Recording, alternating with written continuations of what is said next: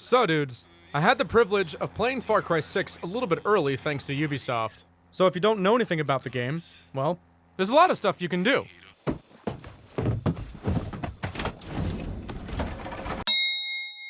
You'll never take me alive! I'm an American, god damn it!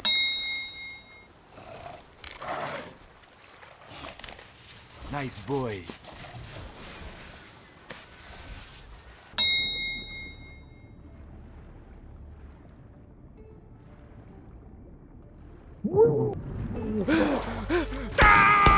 This entry into the Far Cry series takes place in the fictional country of Yara. Yara is a Hispanic island nation in the Caribbean that has developed a mutated form of tobacco that can be made into a drug called Viviro. It can treat cancer, so it makes the country a lot of money. Of course, there's a catch, because the tobacco has to be sprayed with a toxic chemical before being harvested. The red stuff they spray on the plants is so toxic that being forced to work in these fields for a long period of time is basically a death sentence, so naturally, nobody in their right mind wants to participate in that. So the Yaran government uses a little thing called slave labor to get around that little inconvenience. Yara has a frequent history of revolutions and general mayhem, so tragically, the current situation is pretty standard. El Presidente goes by the name of Anton Castillo, played by Giancarlo Esposito. Senor Castillo is a real douche and will send you right to jail, right away, if you got a problem with the current state of affairs. Nationalism runs rampant throughout the country's core, and Castillo is determined to do anything to restore the country to that of its original glory before the revolution of 1967. That revolution caused a trade blockade to be formed around the island, basically making a little time capsule of a country where many of its inhabitants still drive old cars with white wall tires, where the military isn't deployed so the government feels it's okay to make do with old Cold War era Soviet equipment, where down on their luck vagabonds and stragglers dream of finally getting off the island and making a new life in Miami. Yara basically copied Cuba's homework but changed the answers a little bit so the teacher wouldn't notice. Clara Garcia and Juan Cortez are members of Libertad, a revolutionary movement on the island that you join at the start of the game. Your job is to go around the island and recruit as many people as you can to help take down the big asshole in charge. That's it in a nutshell. But of course, you're gonna get into some hijinks along the way. And you can't hurt me with bullets, my guy, because I'm smoking big old doinks. Big doinks. All right, how long is it gonna take for him to figure? Whoa, shit! No. Ha! Can't get rid of me that easily. Yes, you can. Oh, look at that. Your turret reverse is too slow. How about that? I'll counter your moving and braking with one simple move.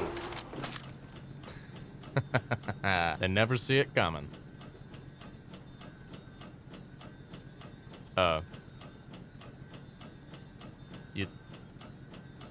You good there, buddy? Well, way down yonder on the Chattahoochee, it gets hotter than a hoochie coochie. Then you get your... I don't know the fucking words of this shit, man. There are anti-aircraft guns scattered across the island, which look like the only modern piece of equipment that the Yaran military has at all.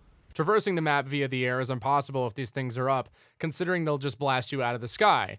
Though, they'll give you just enough time to parachute out of your beleaguered aircraft and then give you a way to get up close and blow them up anyway. Taking control of these anti-aircraft sites allows you to pick up depleted uranium. Depleted uranium is a resource that Juan Cortez really likes, because you can use them to make Supremos or Resolver weapons. Supremos are basically ultimate abilities that recharge on a cooldown that you can speed up if you kill bad guys. And Resolver weapons are basically power weapons, like a flamethrower, an EMP gun. The EMP gun's my favorite.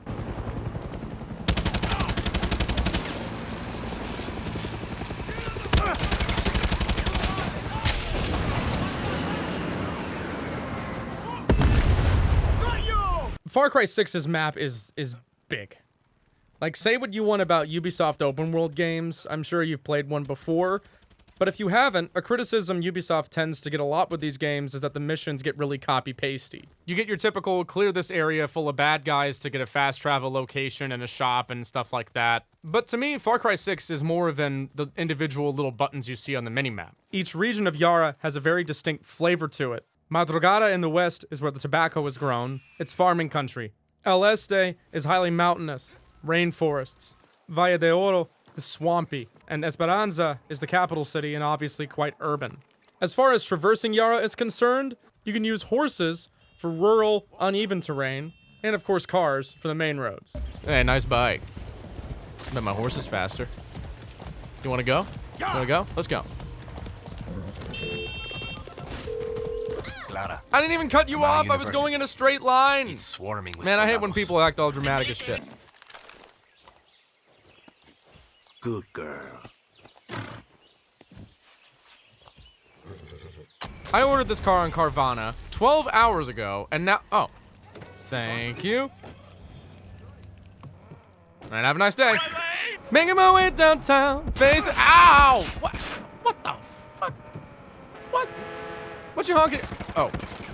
Oh, they really meant speed limit enforced by aircraft. Sorry, I didn't know this was North Korea. Didn't know I couldn't go 15 over. Man, there's no reason for this road to be 55. Like, it's obviously such a speed trap. You know, they do this shit on purpose to write tickets.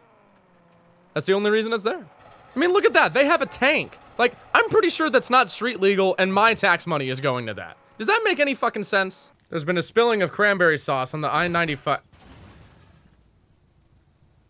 Now, see, this is why we need roadwork signs. See any cones? See any flares? Nothing. Not a fucking thing. This is what your highway department does. This is where your tax money for the highway department goes. Look at this. This is ridiculous. Here, let me help you out, buddy, here. Let me get this dead body out of the way for you. I mean, small businesses are hurting enough right now, and then, you know, this guy's got to deal with this, too. It doesn't make any sense. You know, it just doesn't make any... Truck's in the way? Hey, here, bro, I got you. All right, there you go, bud. You're welcome, man. Don't need to thank... don't need to thank me. Just doing my job. Now, of course, if I get sick, cleaning up a mess that the highway department should take care of, you know, is the government gonna pay for my medical bills? No, of course they won't. Your character has different clothing spots that give you different kinds of boosts called gear. My current gear in this configuration gives me some stamina boosts. You also get a workbench that allows you to modify the ammo type, scopes, and barrel attachments of various guns. My M14 is good for armored targets, while my AK is good for soft targets. The game has a heat meter wherein if you shoot enough bad guys, they're gonna start sending even bigger and badder bad guys to take you out. This is made very evident whenever you get in a tank. Another fun feature is one of several amigos that follow you around and brutally maul your opponents.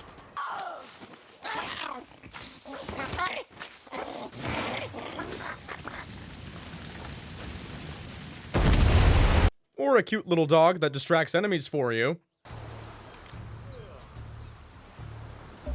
Get them, chorizo. Missions are set up like a puzzle piece that you have to use a little bit of discretion to solve. The game encourages you to take high ground and use your phone to scan enemy locations and points of interest.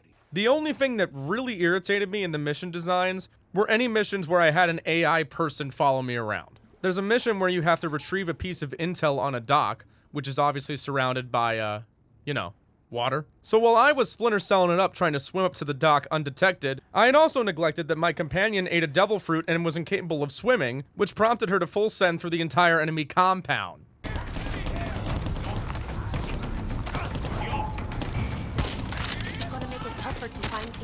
Oh, wow, and whose fault is that, huh? In this other mission where I'm breaking somebody out of a prison, it seems like the AI is doing its best job to not follow me around. No. No. No. No. All right, now we're making progress. Now we're getting somewhere. See what happens when we pay attention. God damn it! Your first mistake was picking a battle with me, Florida Man, tamer of the wild crocodile. Oh, fuck. All right, that was a close one. But don't move. I got a plan. I played Battlefield. I'm gonna snipe the driver. Fuck, I missed. I mean... All right, here's the deal, man. I am at my fucking limit, okay? I will turn this car around. That's not what I meant. Okay, the mission... Literally, my pet crocodile does a better job of following me around than this guy. The game also does a good job of modeling interactions with wildlife. Gotcha. Now that I got the law off my back, it's smooth sailing from... Fucking shit. Far Cry 6 will also introduce you to the wonderful, colorful world of Spanish swearing with words like... Fucking puta. Coño. Coño. Coño. Coño. Figa. Carajo. Hijo de puta. Hijo de puta. Cingao. Come mierdas. Come mierda. Mierda.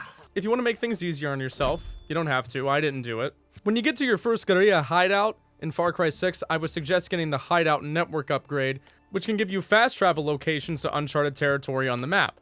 Or you can just explore it manually. I could talk at length about the interesting characters. I could talk at length about the graphics, the sound design. There's really a lot to like here in terms of the art and the way that the game is directed and presented to you. If Far Cry 6 was a movie, I wouldn't really call it realistic. It would probably come off more like a Tarantino flick. It treads this interesting ground between serious and just fun and exciting. And no, I don't mean that in like a Marvel movie way, because it actually takes itself seriously when it has to. It's $60 for some content that will last you a pretty significant amount of time, and it's got co-op. I had just as much fun making this video as I did playing the game, and that doesn't happen very often, so thank you again, Ubisoft, for giving me a review copy of the game, and I'll see you guys in the next video. Deuces.